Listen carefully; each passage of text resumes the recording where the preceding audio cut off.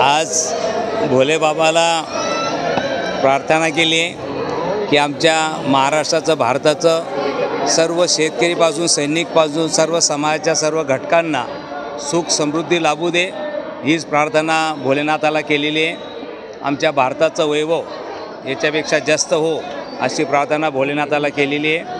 आणि आज सर्व भक्तप्रेमींना सर्व खूप खूप शुभेच्छा देतो। आज महाशिवरात्र आहे, सर्व भक्तगण दर्शनाचा लाभ घेत आहे। आणि या निमित्ताने आज आपण ज्या मंदिरात आहोत, जोशी परिवार खूप वर्षापासून इथे सेवा करतो आहे। खूप श्रद्धेचं स्थान म्हणून हे मंदिर जळगाव शहरातलं ओळखलं जातं। सर्व भक्तगणांना महाशिवरात्रीच्या खूप खूप शुभेच्छा। गेले अनेक वर्षापासून तुम्ही या मंदिरात येत असतात। आज महाशिवरात्रीनिमित्त आपल्या हस्ते महाआरती पार पडली।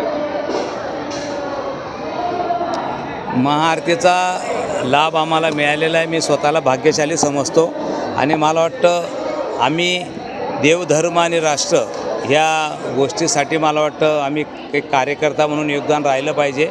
आणि त्या एक सेवक म्हणून मला वाटतं समाजात काम करताना नक्कीच ही आम्हाला आज जो स्थान मिळालं आहे आरतीचं, ही प्रेरणा मिळते आम्हाला काम करण्यासाठी। म्हणून सर्व आयोजकाचं मी पूर्ण मनोपणे ऋण व्यक्त करतो। मी जवळपास 30 वर्ष झाले या मंदिरात येतो आहे। जागृत देवस्थान आहे।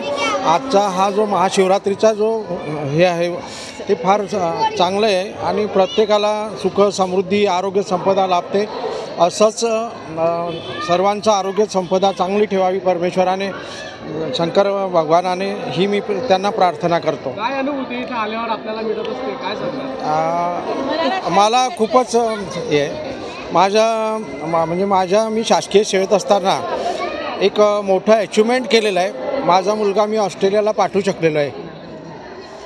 त्याने तिकडे MS वगैरे केलं, त्याला आता आम्ही फोटो काढला, तो त्याला पाठवणार आम्ही, तो तिकडे दर्शन घेणार, लाईव्ह दर्शन तिकडे घेणार। हीच माझं नाव रवींद्र दत्त चौधरी, मी शासकीय लेखा परीक्षक होतो।